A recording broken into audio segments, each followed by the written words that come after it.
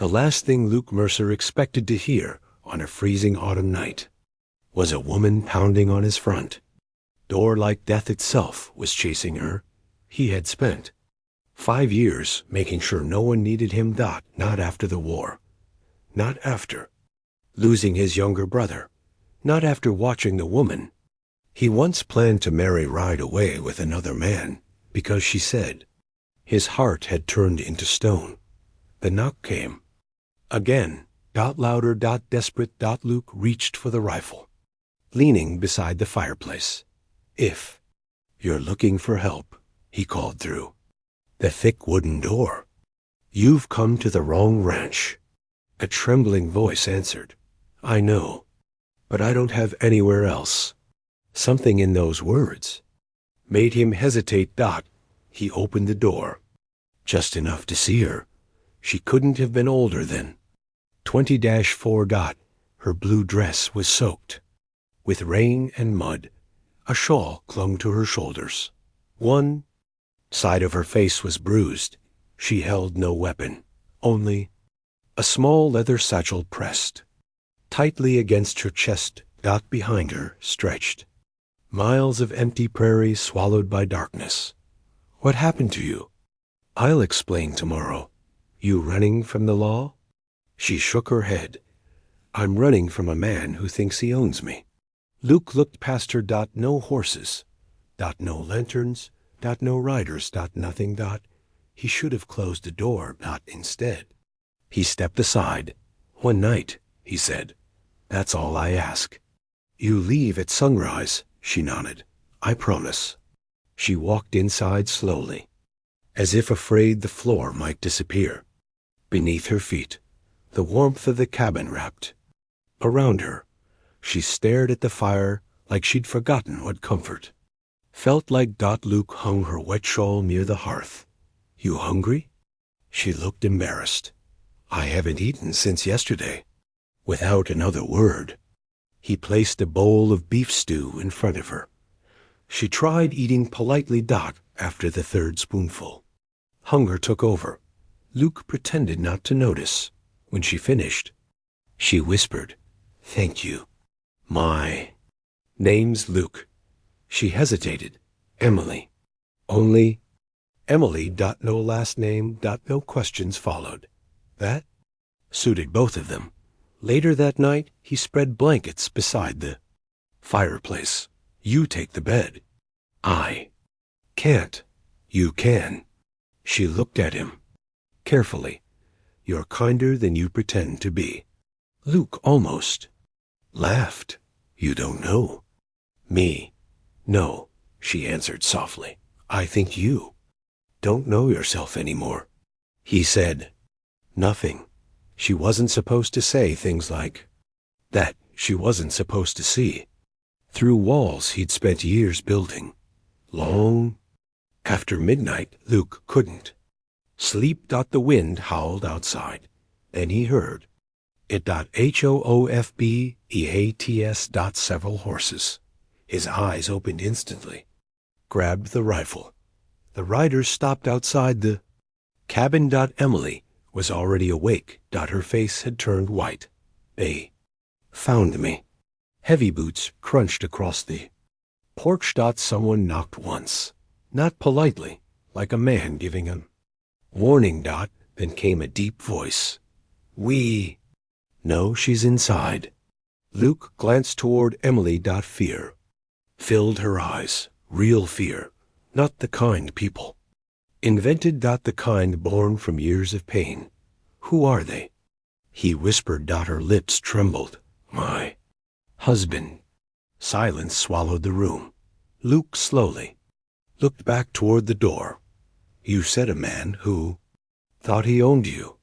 He does. Another fist slammed against the wood. Open this door before we break it down. Luke tightened his grip on the rifle. For the first time in years, he realized sunrise might never come. Luke opened the door only a few inches. Rain dripped from the brim of the stranger's black hat. Behind him waited 4 armed riders. Their horses stamped impatiently in the mud. I'm looking for my wife, the man said calmly. Luke stared at him. You got a name? Caleb Whitmore. His voice carried the confidence of someone who had never been told no. My wife wandered away after a misunderstanding. Luke didn't move. I haven't seen anyone. Caleb smiled. It wasn't a kind smile. You should think carefully before lying to me. Luke rested one hand on the rifle. You should think carefully before threatening. A man standing in his own doorway. For a long moment neither man blinked. Finally, Caleb tipped his hat. We'll be back. The riders disappeared into the storm. Luke shut the door. Emily had tears running down her cheeks. I'm sorry. What kind of man is he? The kind who buys everything. She slowly rolled up her sleeve. Dark bruises covered her arm.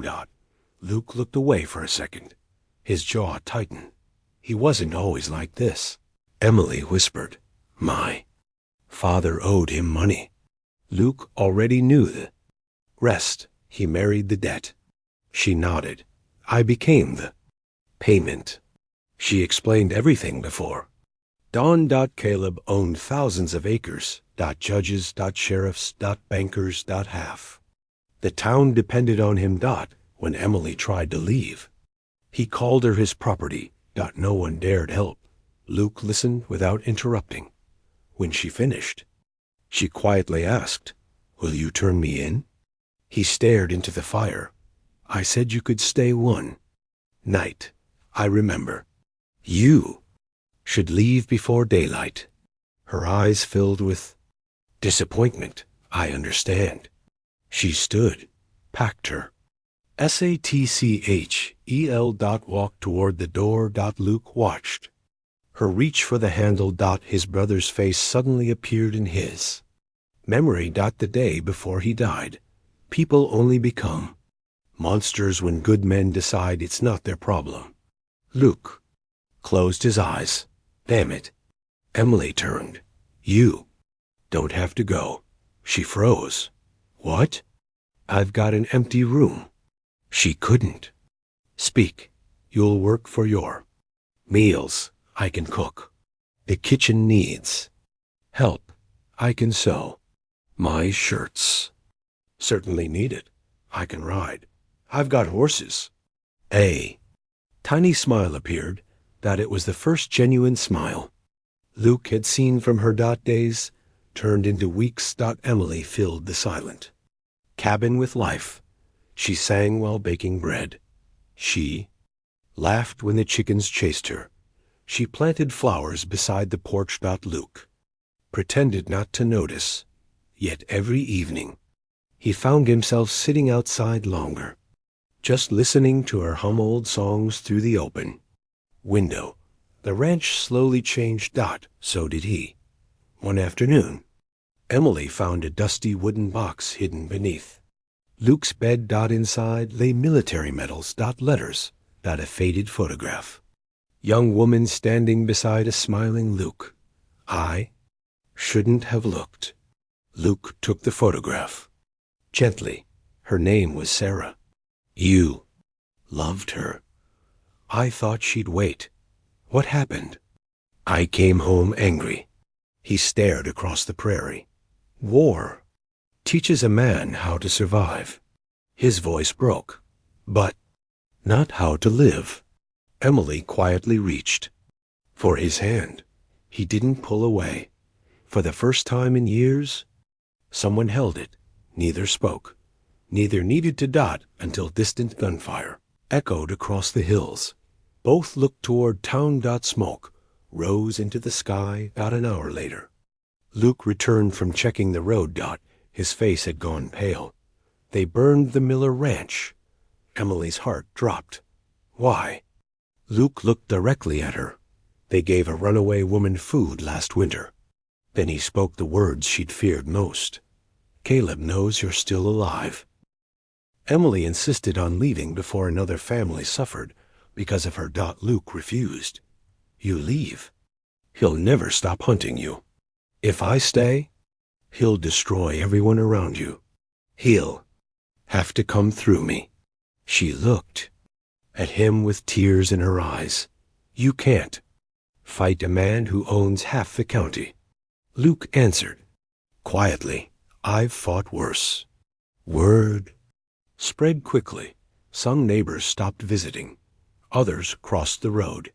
Whenever Luke rode into town, nobody wanted trouble with Caleb.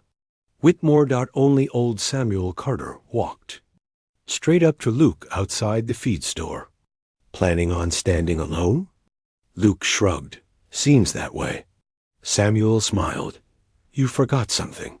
What? Good people stay quiet until they've had enough.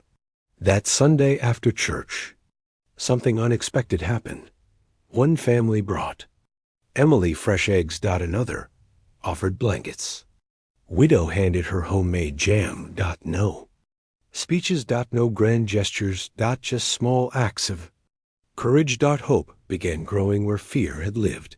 Caleb noticed. He arrived in town wearing a clean black coat with 6 armed men behind him. He stood in the center of the street. I've come for what's mine. Nobody answered. His eyes settled on Luke.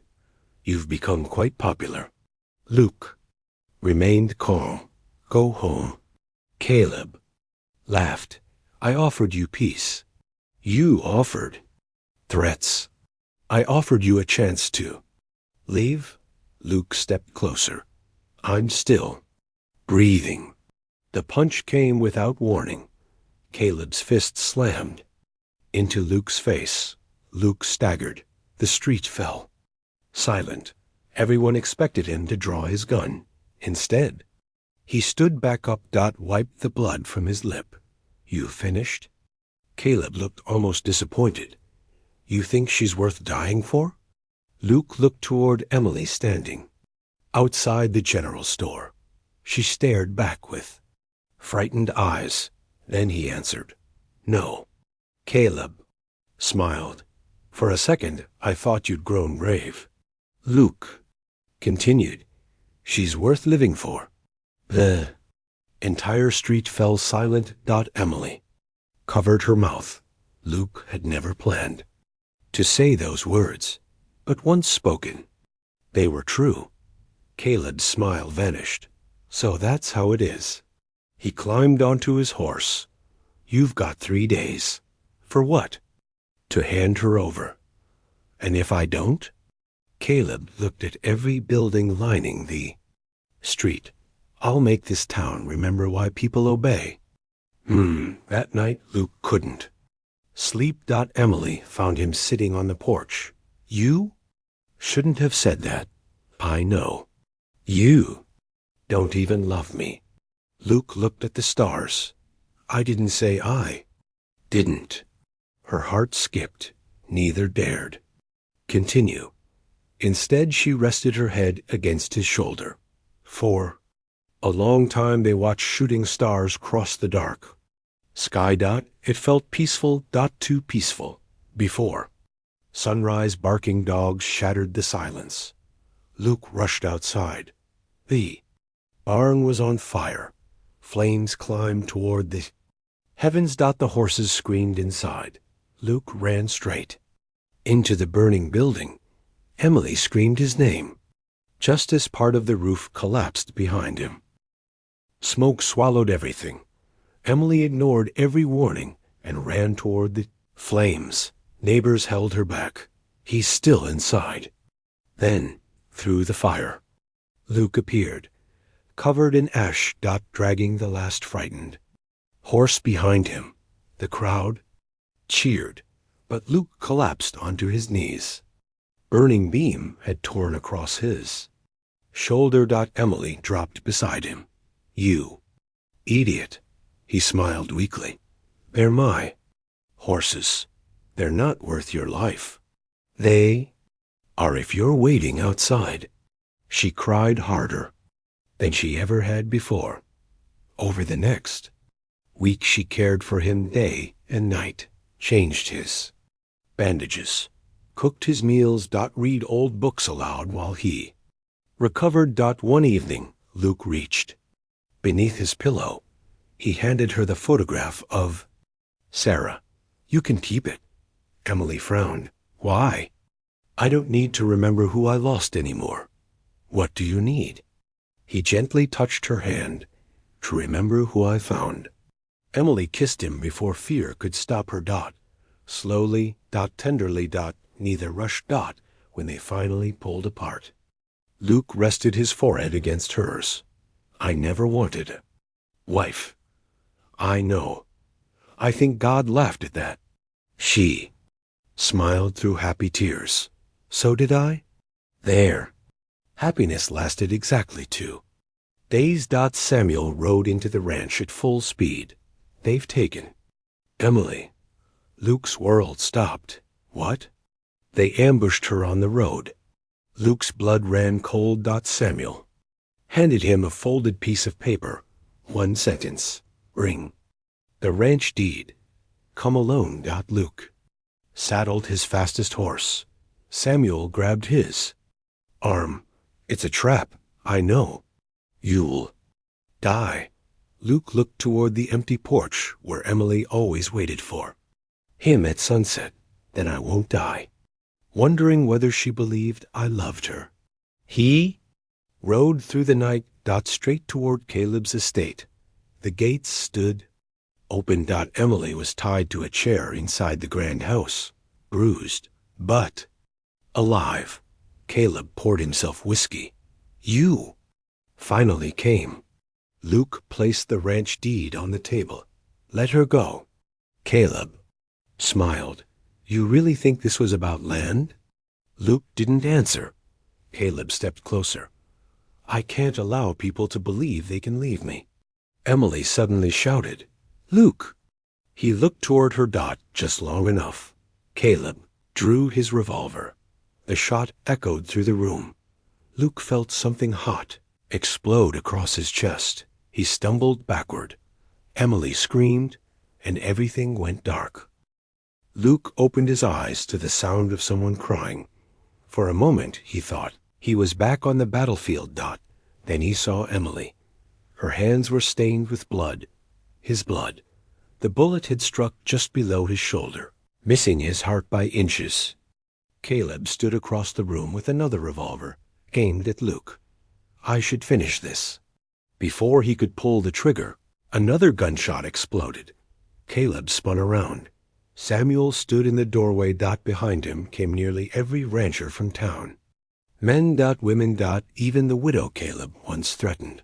Nobody looked afraid anymore. Samuel spoke quietly. You've bullied your last family. Caleb reached for his weapon again. 3 dozen rifles answered before he could move. For the first time in his life, power abandoned him. The sheriff stepped forward. This time he wasn't working for Caleb. He was working for justice. You are under arrest. Caleb laughed bitterly. You think locking me away changes anything? Samuel answered, No. He looked toward Luke and Emily. But letting people stop fearing you changes everything. Months passed. Winter melted into spring. Luke's shoulder healed slowly. Emily refused to let him do heavy work until the doctor approved. He complained every single day. She ignored him every single day. One evening, Luke stood on the porch holding a small wooden box. Emily walked outside carrying fresh bread. What's that? I've been carrying it around for 3 weeks. Nervous? Terrified. She laughed. The man who stared down Caleb Whitmore is afraid. Much more afraid. He opened the box. Inside rested a simple silver ring. I spent years telling myself I didn't need anyone. He swallowed hard. I was wrong. Emily's eyes filled with tears. You knocked on my door, asking for one night. I remember. I'd like to spend every night after that with you. She couldn't answer immediately. Instead, she wrapped both arms around him. I thought you'd never ask. They married beneath the old oak tree, overlooking the prairie. No fancy decorations. No expensive clothes, only honest smiles. The whole town attended. Samuel cried openly and insisted dust had gotten into his eyes. Children laughed between the rows of wildflowers Emily had planted beside the cabin. Luke looked around at everything he once believed he'd never have again. Home. Peace. Family. Hope. Years later, travelers often asked about the flowers surrounding the old ranch house. They bloomed brighter every spring. Emily always smiled before answering. They started growing the year someone opened a door instead of closing it. Luke would look at her the same way he had on the day she first smiled in his kitchen. As though every sunrise still surprised him. People remembered Luke Mercer as a hard-working rancher. They remembered Emily as the woman who filled an empty house with music. But their grandchildren remembered something even more important. Whenever storms rolled across the prairie and strangers came searching for shelter, the Mercers never turned anyone away, because they knew that sometimes forever doesn't arrive wearing fine clothes or carrying promises. Sometimes forever arrives cold, frightened, bruised, and knocks softly on your door.